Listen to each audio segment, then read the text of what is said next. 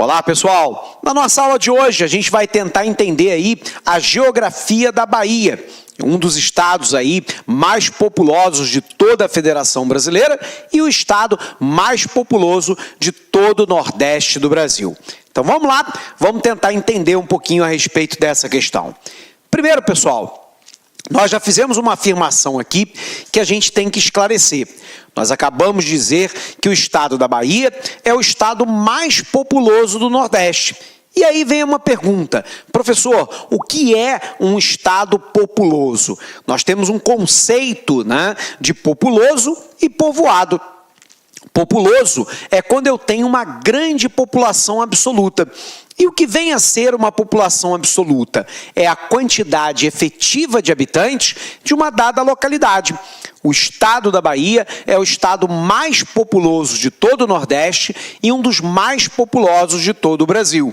Isso se contrapõe ao conceito de povoado. Povoado é quando eu tenho uma grande densidade demográfica, ou seja, quando eu tenho uma grande quantidade de habitantes por quilômetro quadrado. A gente vai ter a oportunidade de perceber que 40% da população baiana habita o meio rural. Então, embora o estado seja um estado populoso, ele não é um estado densamente povoado. Ele não tem uma grande quantidade de habitantes por quilômetro quadrado.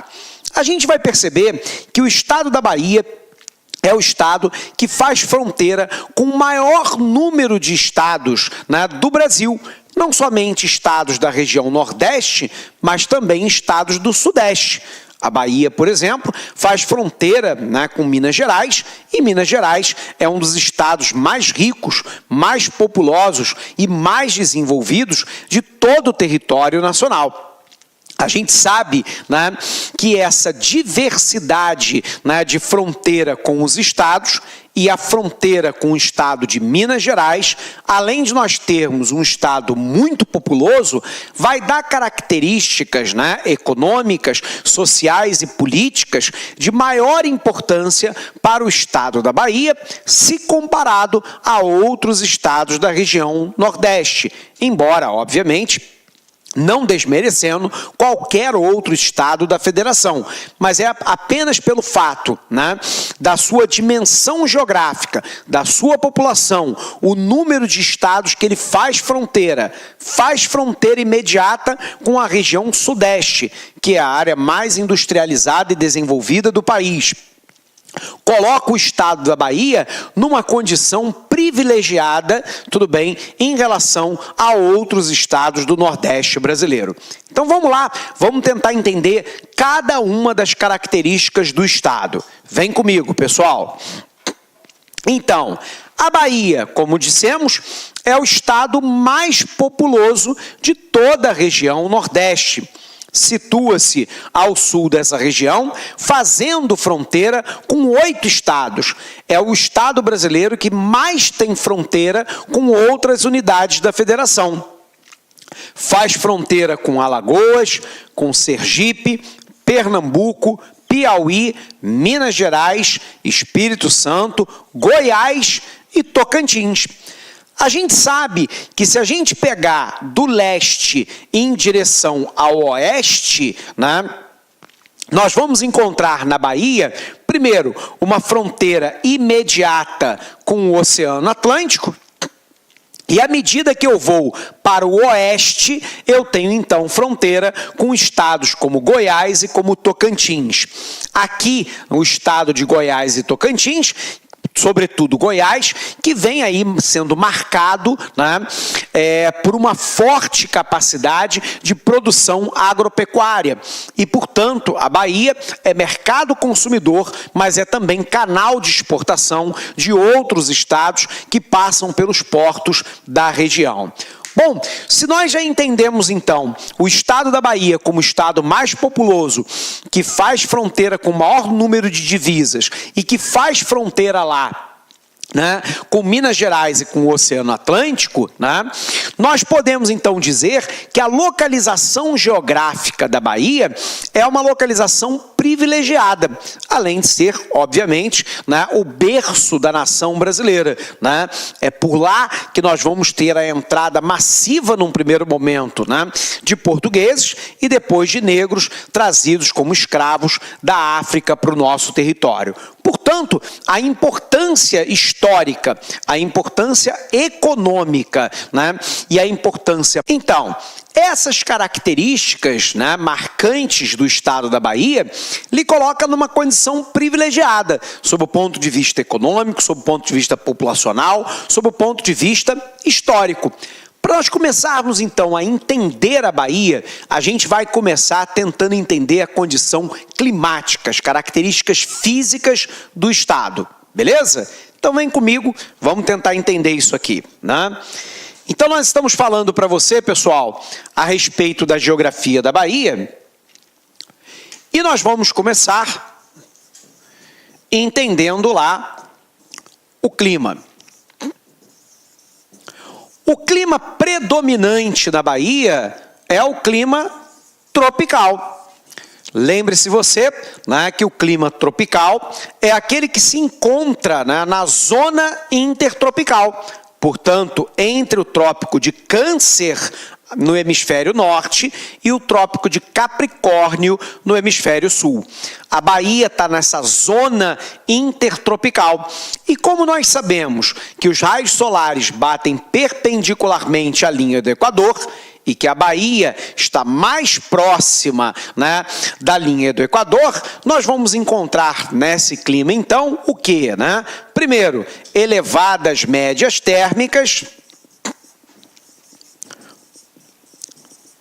ou seja, a temperatura, né, na Bahia é uma temperatura elevada, pouca amplitude térmica anual. E o que é a nossa amplitude térmica anual?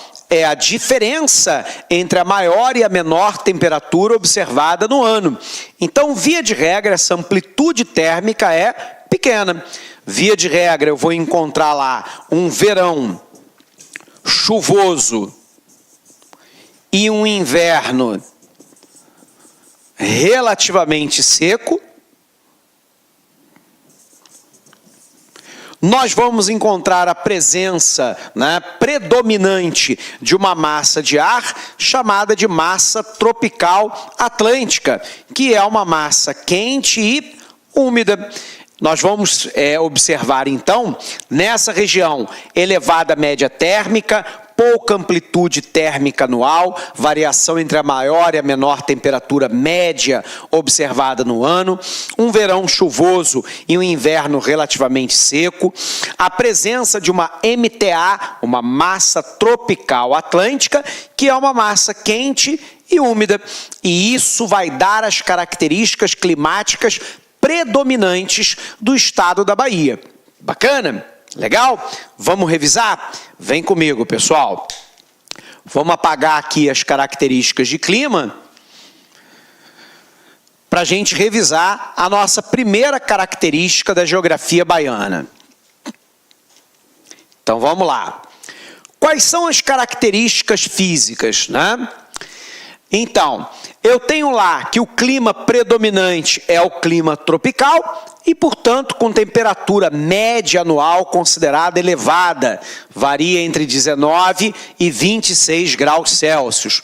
As temperaturas mais baixas, né, que podem chegar a 6,1, ocorrem nas áreas mais elevadas, porque um dos fatores determinantes do clima é a latitude. É a medida em graus a partir da linha do Equador. Nesse sentido, a Bahia é privilegiada porque ela está mais próxima da linha do Equador. O nível de insolação é maior, portanto, teoricamente, temperatura também. Porém, um segundo fator do clima é a altitude. Quanto maior a altitude, menor a temperatura. E é exatamente lá, nas áreas como da Serra do Espinhaço, onde a altimetria é maior, que que a temperatura é menor observada dentro do estado. Então, ocorre nas áreas mais elevadas, como a Serra do Espinhaço, enquanto as mais altas se encontram no interior, na área de sertão, como, por exemplo, o município lá de Remanso, que chega a temperatura a 41 graus. É preciso que a gente se recorde das micro-regiões da região Nordeste, beleza? Então vamos puxar aqui o quadro para a gente lembrar, né? Quando nós pegamos o Nordeste brasileiro, eu vou colocar aqui a leste e aqui a oeste. Nós vamos colocar aqui a leste o Oceano Atlântico. Então, indo do leste em direção a oeste, ao interior do continente, a primeira área do Nordeste brasileiro e da Bahia é o que nós chamamos de Zona da Mata, que é a faixa litorânea, zona de Mata Atlântica, floresta tropical úmida, né? Saindo disso, eu tenho o Agreste, que é uma zona de transição entre a zona da mata e o sertão. Eu tenho o sertão, que é a área do semiárido, que é a área lá onde nós vamos encontrar elevadas médias térmicas, pouca amplitude térmica anual, índice pluviométrico muito baixo, nível de evaporação maior do que o nível de precipitação, vegetação de caatinga, solo pedregoso e raso e por aí vai. E saindo do sertão, eu tenho lá o chamado meio norte, também conhecido como Mata dos Cocais, porque aqui, a oeste, eu já vou encontrar a floresta amazônica. Portanto, né, da mesma forma que o Agreste, ele é uma zona de transição entre a zona da mata e o sertão, nós sabemos que o meio norte é uma zona de transição entre o sertão e a floresta amazônica. Então, as maiores médias térmicas observadas na Bahia são observadas aqui no sertão. A área onde você tem elevada média térmica, pouca amplitude térmica, baixo índice pluviométrico, muito pouca quantidade de chuva. Legal? Bacana? Então, do leste para o oeste, zona da mata, agreste, sertão e meio norte. Bom, nesse sentido, né, nós sabemos então que as médias térmicas mais elevadas são encontradas exatamente na porção do sertão baiano, né? Notadamente, a gente vai perceber isso lá no município de Remanso, que apresenta as maiores médias térmicas do estado.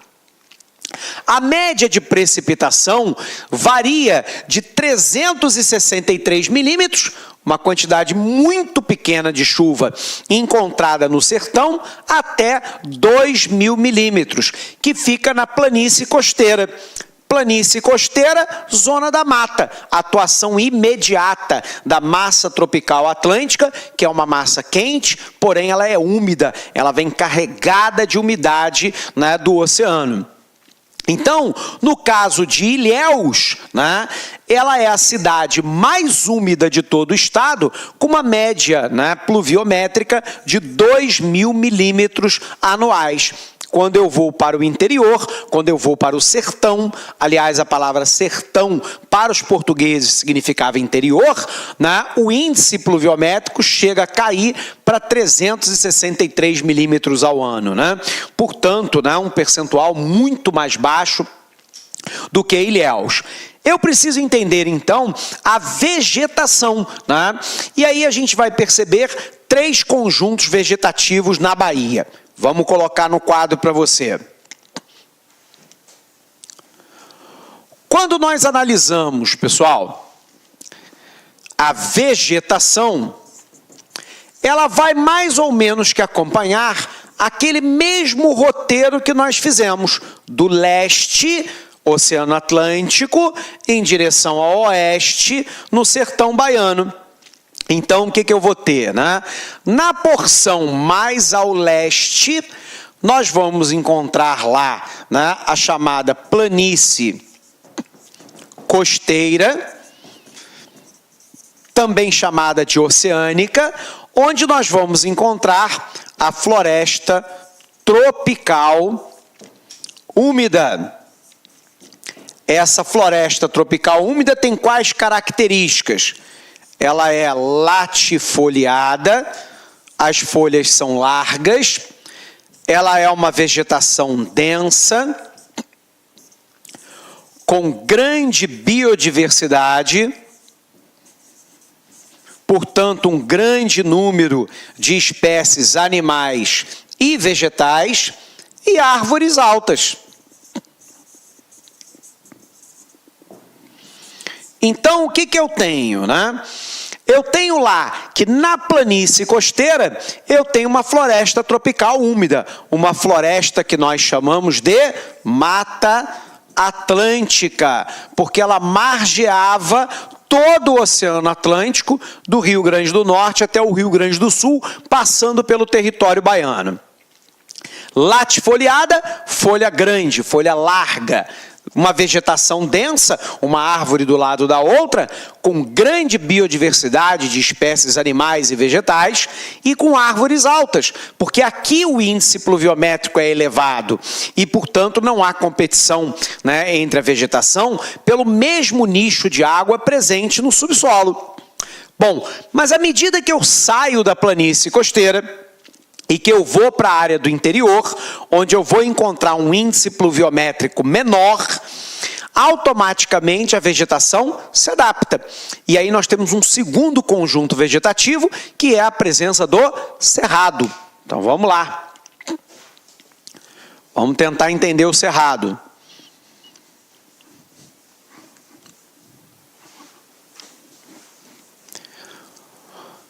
Um outro conjunto vegetativo, então, da Bahia é a presença do cerrado.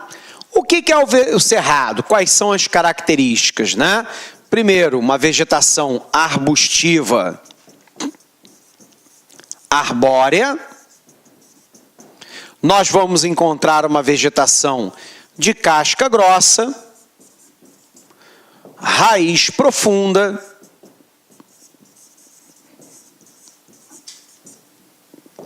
retorcida e espaçada. Se o índice pluviométrico é menor, pessoal, a vegetação será basicamente arbustiva, porque se ela for essencialmente arbórea, não há água suficiente no solo para poder umidificar essa planta e mantê-la viva. Então ela será essencialmente arbustiva, até mais ou menos 1,5 metro. Em alguns casos, nas áreas, né, onde nós vamos encontrar os chamados brejos, onde você tem um ponto altimétrico mais baixo, notadamente entre encostas de morros, ela pode eventualmente ser arbórea. É uma vegetação de casca grossa, portanto, para evitar a transpiração e, obviamente, resistir às queimadas naturais e antrópicas provocadas pelo ser humano nessa região. A raiz é profunda para poder achar água no subsolo, ela é retorcida, ela diminui a área de exposição à incidência solar e ela é espaçada para não competir pelo mesmo nicho de água presente no solo. Mas no sertão, portanto mais afastado do oceano, eu tenho lá a vegetação de caatinga, palavra indígena que significa mata branca. Então vamos lá, vamos entender a caatinga. Eu tenho um outro conjunto vegetativo, que é lá a caatinga. Então, é uma vegetação acinzentada, que vai se apresentar com uma casca grossa, raiz profunda, caducifólia, xerófita, formada basicamente por cactáceas. é uma vegetação espaçada, é uma vegetação espinhosa. Então vamos ver se a gente entende isso aqui, né? Eu tenho uma vegetação acinzentada, né? Ou seja, tonalidade de cinza, por isso os indígenas diziam que era uma mata branca, era uma mata de caatinga. É uma casca grossa para resistir à perda de água e aos incêndios naturais e causados pelo ser humano. A raiz é profunda para poder encontrar água nesse subsolo. Ela é caducifólia, então a folhagem cai no período em que não chove para evitar a transpiração. Xerófita, portanto, muito adaptada a um clima semiárido, onde o índice pluviométrico é muito baixo, onde os indicadores de evaporação são maiores do que o de precipitação de chuva, formado basicamente por cactácea, portanto por cacto, né? Uma vegetação espaçada, completando aqui, para não competir, né, pelo mesmo nicho de água no solo, e uma vegetação espinhosa, né? Os espinhos, segundo os biólogos, foram folhas que foram se enrolando em torno de si, né, para evitar o nível de transpiração. Hoje virou um mecanismo também de defesa, né, para que alguns herbívoros acabam não comendo esse tipo de planta, ok? Então vamos voltar para lá, né, para o nosso quadro. Nós estávamos falando para você que a Bahia possui 3 grandes conjuntos vegetativos, né? Nós temos lá a floresta de Mata Atlântica, a Caatinga e o Cerrado. A Caatinga se localiza em toda a região norte, na área de depressão, né, do Rio São Francisco e na Serra do Espinhaço, deixando para o Cerrado apenas a parte ocidental, portanto mais a leste. A floresta tropical úmida concentra-se no leste e no sudeste, não esquecendo que essa formação vegetal sofreu um forte impacto de exploração humana, antrópica, né?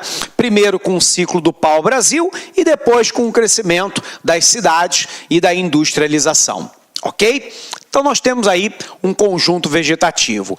Nesses locais de Mata Atlântica, hoje, se desenvolve um projeto de reflorestamento com o eucalipto. O problema do eucalipto é que ele solta uma toxina no solo para que outras vegetações não nasçam no seu redor, né? E isso causa uma perda de biodiversidade nessa área de Mata Atlântica, uma perda essa muito significativa. Bom, nós temos que falar da hidrografia.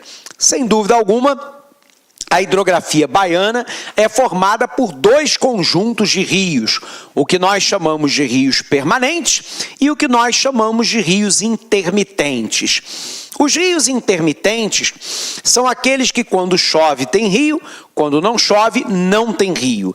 E essa é uma característica do sertão baiano. A gente só vai encontrar isso lá na área do semiárido baiano, portanto, na área da vegetação de caatinga, né? Observe que todo o restante do conjunto, né, hidrográfico da região é formado por rios permanentes. O mais importante deles, sem dúvida alguma, o Rio São Francisco, que nasce lá na Serra da Canastra, em Minas Gerais, e é o único rio perene, que tem água durante todo o ano, que corta o semiárido nordestino. A gente sabe que nessa área da bacia do São Francisco, nós temos importantes empreendimentos. 3 deles são os mais importantes. A primeira é o complexo de hidrelétrica de Sobradinho, tudo bem, que fornece potencial de geração de energia para a Bahia e para quase toda a região Nordeste. O segundo grande projeto é a fruticultura irrigada às margens do São Francisco, produção, né, de frutas e de vinhedos, né, produção de vinho, né, de uva nessa região. E uma terceira ação agora é a transposição de águas do Rio São Francisco, que retira parte da água do Velho Chico para levar para açudes no interior e para grandes cidades, né?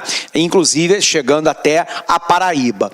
E, portanto, a hidrovia nessa região também é algo importante, já que o Rio São Francisco é um rio quase que totalmente navegável e, portanto, é uma área de transporte de cargas, de passageiros, né, de comunicação, de pesca para a população ribeirinha e também para irrigação de produção. Nessa região se desenvolve mais intenso nos últimos anos a produção de soja e agora também, em larga escala, a produção de algodão. Então vem para cá.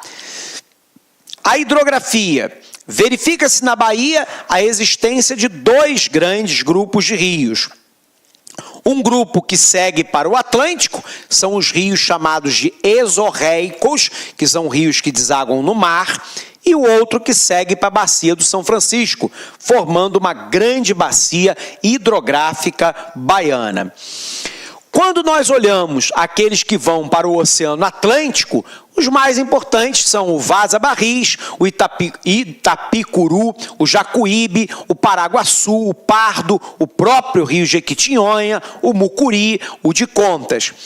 O rio mais importante da Bahia, sem dúvida alguma, é o Rio São Francisco, porque nele nós temos aí um grande potencial energético para transposição de águas e agora para a cultura irrigada da soja, do algodão, da fruticultura, da vinicultura que se estabelece às margens do Velho Chico.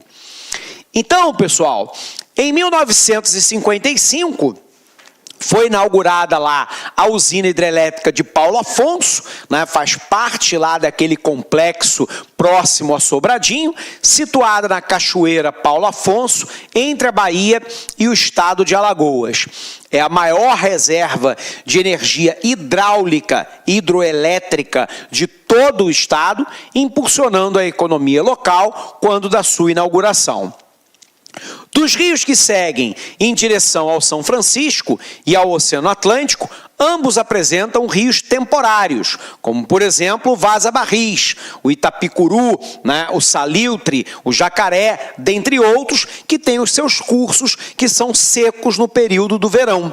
Isso porque no interior, na área do semiárido, na área do sertão, né, chove no inverno, onde a temperatura diminui e a condensação de água é permitida, e o verão é seco. É o contrário do que ocorre na zona litorânea, onde o verão é chuvoso e o inverno é seco.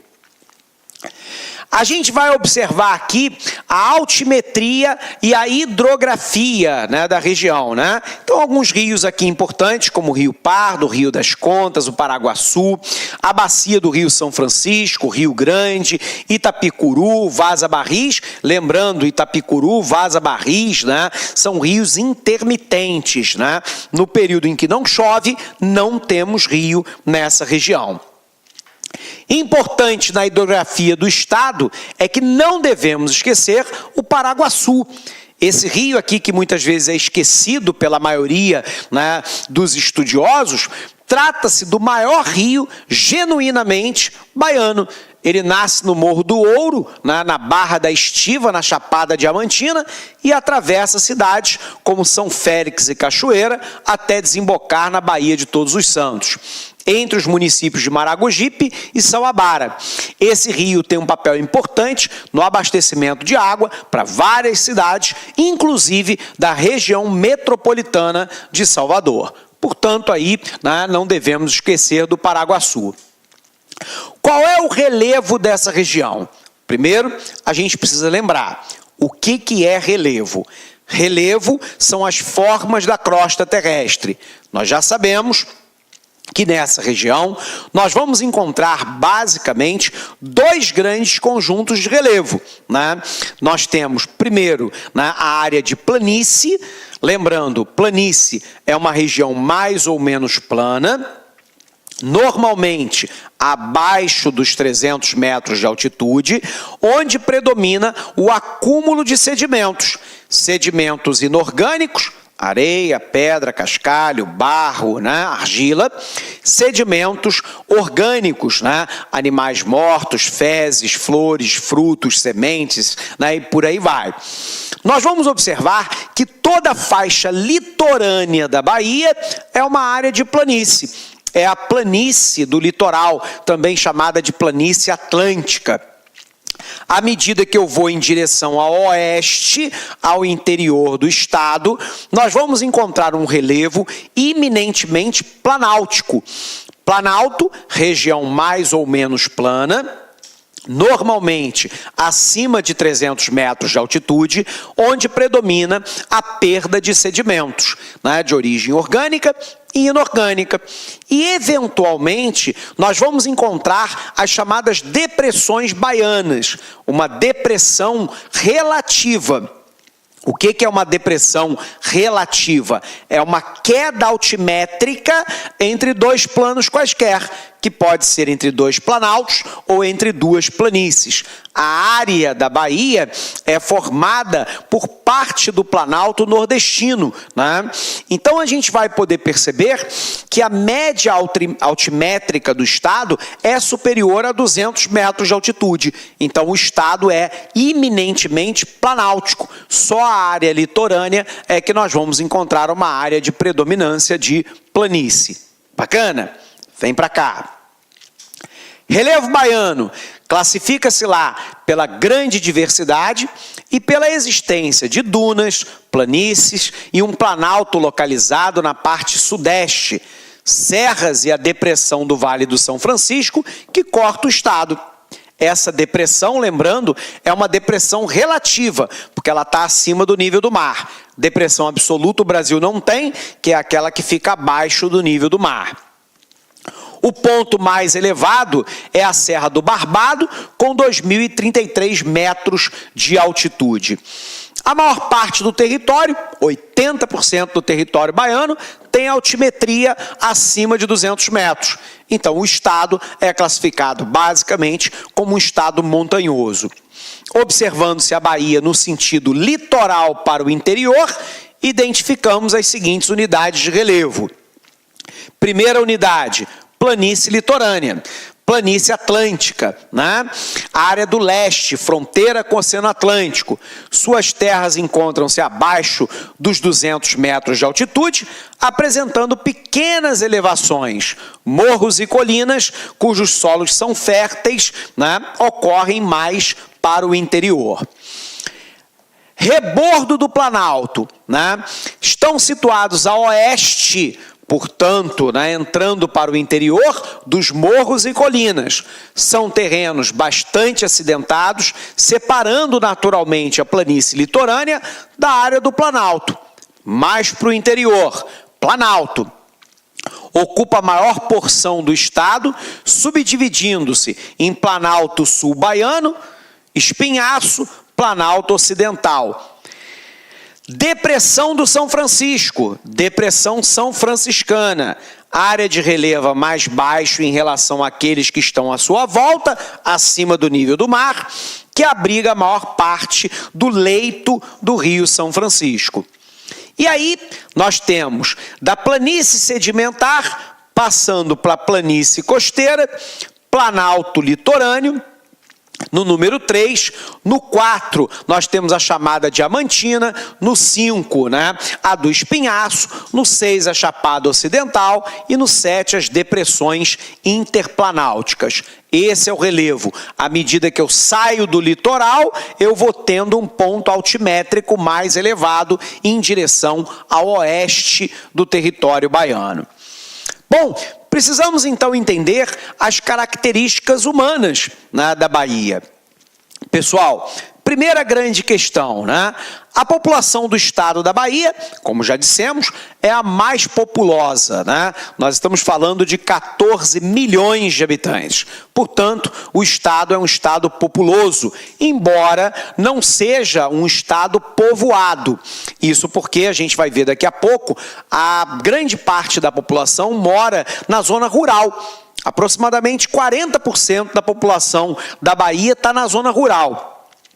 São 415 municípios e é a maior população do Nordeste e a quarta maior população do Brasil.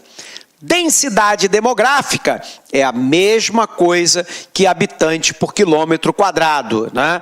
Então, embora o estado da Bahia seja um estado populoso, com uma grande população absoluta, não é um estado muito povoado.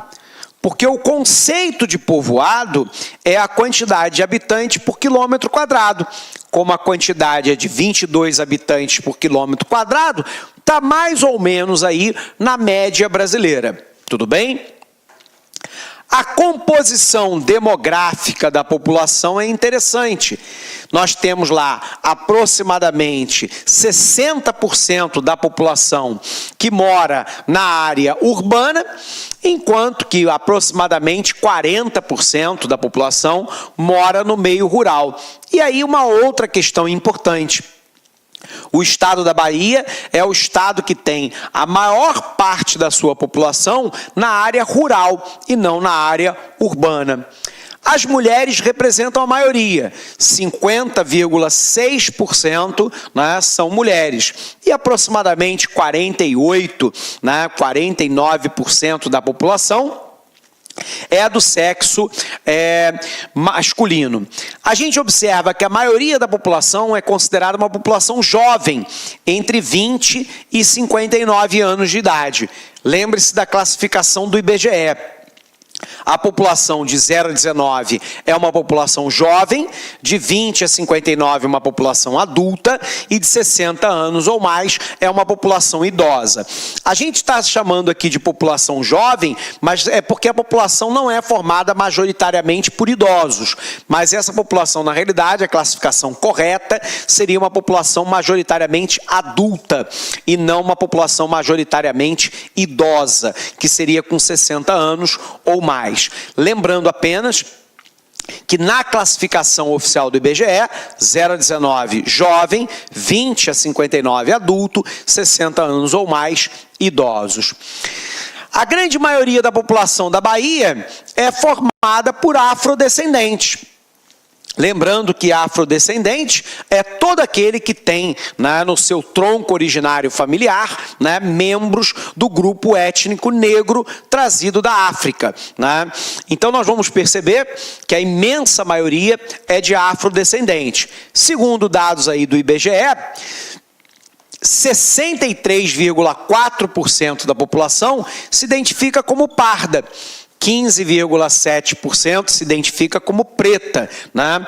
Apenas 20% da população é branca e 0,6% é amarela ou indígena. Então, o maior componente étnico da população baiana são os negros e os seus descendentes.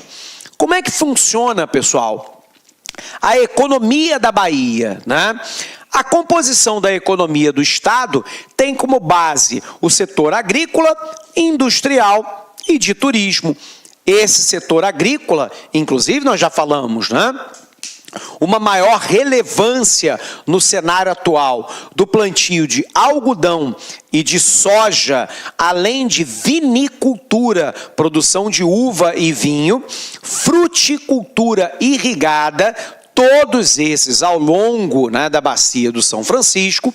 Nós vamos encontrar no sul da Bahia e em parte do recôncavo baiano a presença do cacau, que foi uma indústria extremamente importante dessa região, e mais recentemente, em Camaçari, na Bahia, um polo industrial, né? Então são setores em Aratu, Camaçari, etc. e tal, que a gente vai encontrar um setor de industrialização que começa a ser mais pujante dentro do estado. Óbvio que a Bahia também é um reduto importante de atividades do setor de turismo, né? Turismo e lazer, sobretudo pelas magníficas praias que são encontradas ao longo da sua orla. Bacana? Mas vamos detalhar isso para você. Vamos apagar aqui para a gente conseguir visualizar. Então, o que nós temos lá, pessoal? Na agricultura, né, vai se destacar lá a produção de mandioca, sobretudo na área do agreste e do semiárido, feijão, milho, cacau, sisal, soja, algodão, dendê e tomate. A fruticultura irrigada, né? A partir aí do coco, banana, laranja, manga, fruta de clima temperado como uva e melão, no perímetro irrigado lá do São Francisco. Na criação animal, destaca-se aí o setor bovino, e aí o setor bovino na zona de transição, que é basicamente ali no agreste baiano, e a criação de ovino e caprino. Ovino e caprino, ovelha e cabra, na área do sertão. Esse tipo de animal, a caprinocultura, é tradicional do estado baiano, porque é um animal muito rústico, come praticamente qualquer coisa, demanda uma quantidade muito pequena de água, o custo de manejo é muito próximo de zero, é um alimento muito apreciado nessa região e é um alimento que fornece proteína animal pelo leite da cabra e pela carne, mas ele também fornece o couro para a fabricação de selaria, de embornal, de vestimenta, indumentária do sertanejo. E, portanto, a criação de ovino e caprino, né, tem aí um elemento chave. Na mineração, as reservas de ouro, cobre, magnesita e materiais de construção, tanto quanto rochas ornamentais e urânio. Numa pequena escala, temos também o diamante. Embora a produção mineral não seja das mais significativas do Brasil, ela também está presente nessa região. No turismo, óbvio, o estado se classifica aí como um dos polos turísticos mais importantes do Brasil, não somente pela área de orla, mas pela presença, né, das festas juninas, a presença do carnaval, né, e outras comemorações emblemáticas da região. A Bahia apresenta um grande número de destino turístico que vai desde o vasto litoral, né, pegando ali a região de Porto Seguro, até o interior, onde o turismo ecológico se expande na Chapada Diamantina. A Bahia também tem se tornado destino de cruzeiros internacionais que chegam todos os meses no Porto de Salvador, né? Portanto, um dos portos mais importantes da região Nordeste e, com certeza, um dos mais importantes do Brasil. E aí, nós colocamos um mapinha aqui, que é para você identificar os potenciais dessa região, né?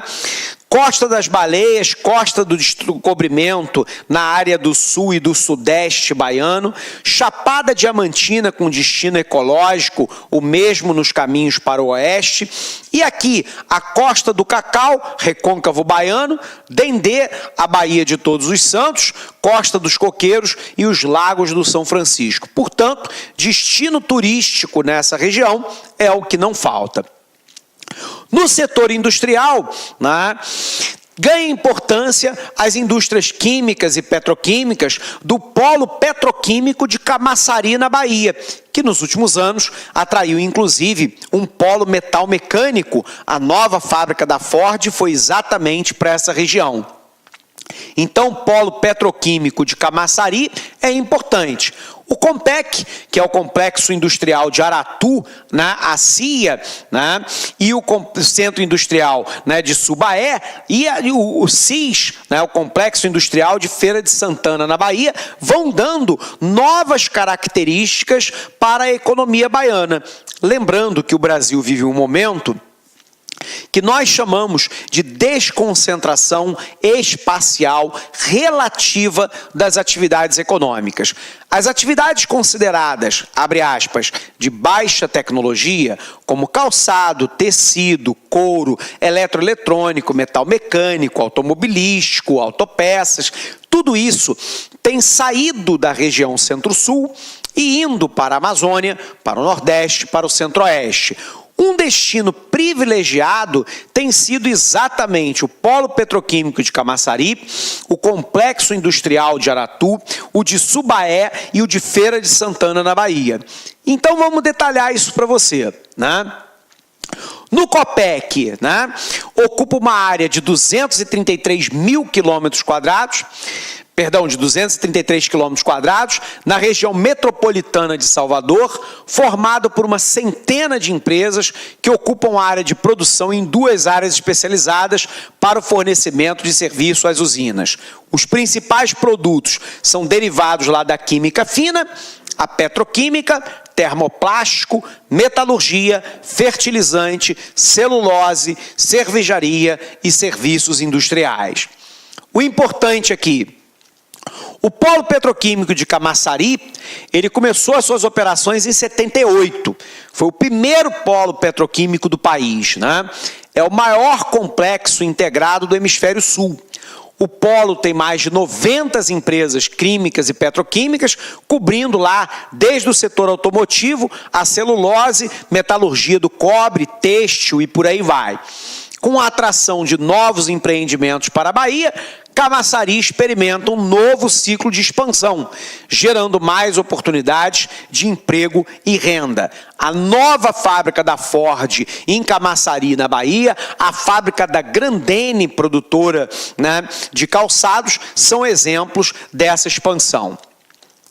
A de Aratu encontra-se a 18 quilômetros de Salvador, 150 quilômetros de rodovia interna que conecta os portos de Aratu e de Salvador, onde escoam lá os produtos industriais. Suas empresas totalizam 170 unidades da indústria química, metalmecânica, madeireira, alimento, metalúrgica, farmacêutico, têxtil, borracha, artefato de plástico, dentre outros. O de Feira de Santana, 110 quilômetros da cidade de Salvador, especializado em quê? Metalurgia, mecânica, derivado de borracha, processamento de alimento e de transporte. Além desses polos industriais, existem ainda centros de produção especializada na Bahia, como mineração, metalurgia, processamento de alimento, cacau, mármore, granito, plástico e tecelagem.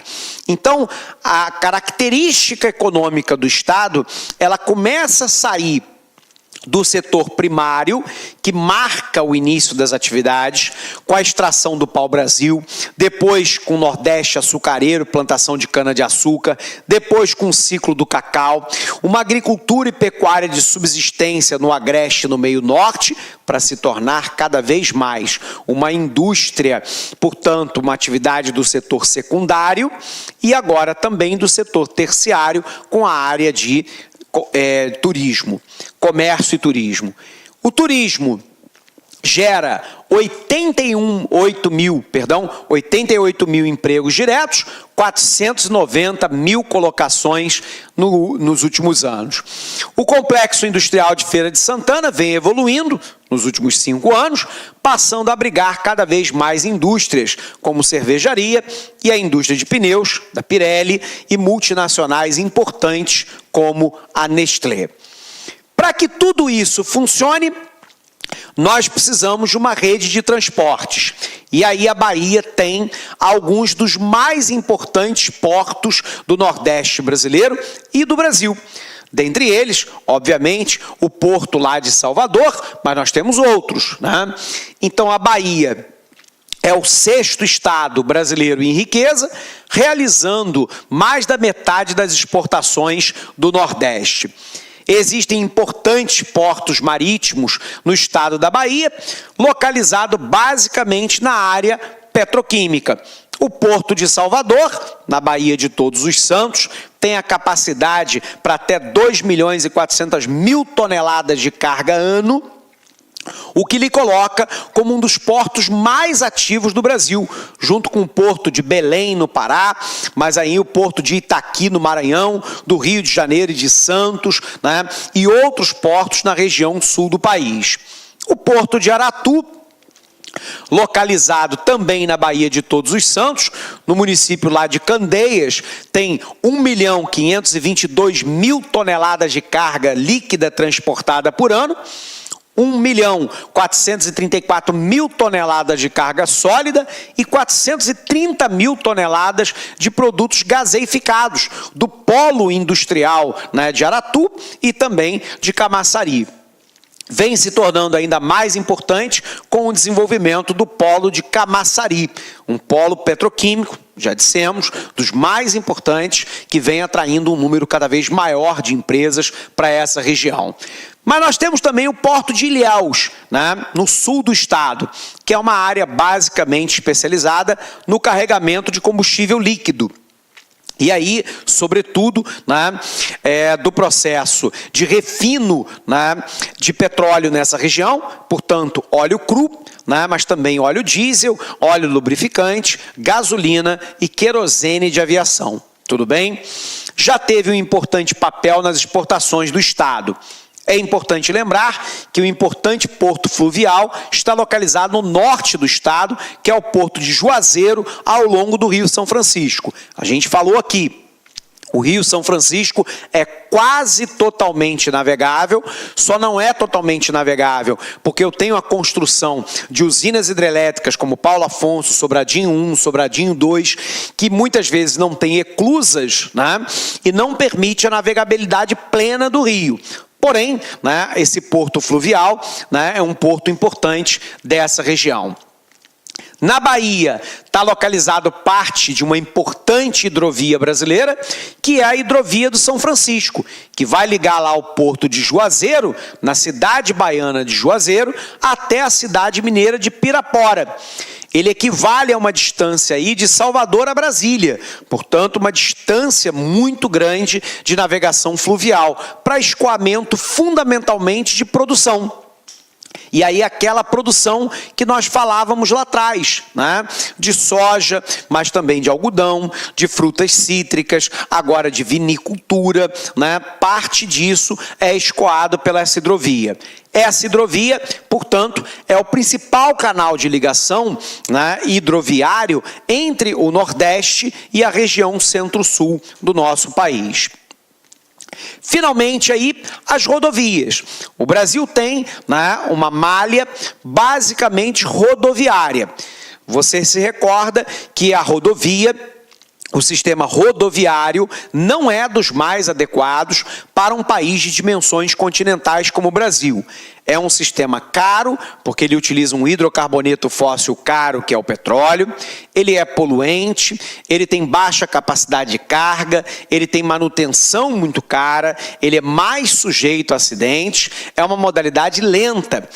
E, portanto, países de dimensões continentais como o Brasil não utilizam essa matriz de transporte como a principal. No entanto, no Brasil como um todo, e na Bahia não é exceção, né, ela é a principal meio de transporte. Embora a gente vá observar, por exemplo, em Salvador, a presença do sistema metroviário, o sistema ferroviário baiano ainda é muito incipiente. A maioria do transporte se dá pela via fluvial, né, ali ao longo do São Francisco, ou a navegação de cabotagem ou oceânica, através do porto de Iratu, né, mas também da Baía de Todos os Santos, ali o porto, né, de Salvador, ou se dá pela malha rodoviária.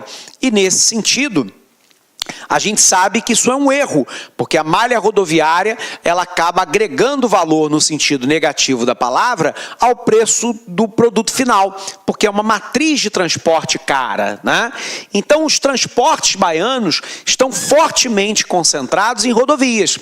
O eixo principal aqui é Feira de Santana e ele vai polarizar, né, todo o sistema de distribuição de passageiros e de carga pelo interior da Bahia e de lá rumo à exportação na zona portuária ou via rodoviária para poder atingir outros estados da federação, notadamente via Minas Gerais ou Espírito Santo para chegar no Centro-Sul ou em direção a Alagoas para chegar em região, né, do Nordeste, né, brasileiro como um todo. Beleza? Bom, pessoal, nós vamos encerrando essa aula por aqui, né? Eu desejo a todos vocês um grandíssimo abraço, né? Muito boa sorte aí no seu certame, bons estudos e até uma próxima oportunidade. Até lá! Olá, meus amigos, minhas amigas, sou o professor Luiz Antônio Carvalho e estou aqui para convidar vocês a fazer o nosso super curso de reta final para o concurso da PM Bahia 2017. Nosso curso super competitivo, um curso aí que eu tenho certeza que vai te ajudar na sua preparação. São mais de 150 horas de videoaulas exclusivas por apenas 10 mensalidades de R$15. É isso mesmo, 10 mensalidades de R$15. Nós disponibilizamos aí para vocês aí apenas 5 videoaulas do módulo de Geografia da Bahia com o professor Alex Mendes, para você conhecer a potencialidade do site Lá Concurso. E se você quiser fazer somente a isolada do professor Alex Mendes, R$30 aí, você vai lá no laconcurso.com.br, clique lá, Geografia, e você faz a matrícula apenas nesse módulo por apenas R$30 aí. Bacana, espero vocês, tenho certeza que é o melhor custo-benefício e esse nosso curso irá te ajudar muito na sua caminhada. Um forte abraço, fique com Deus, tchau, tchau, fui! Clique lá.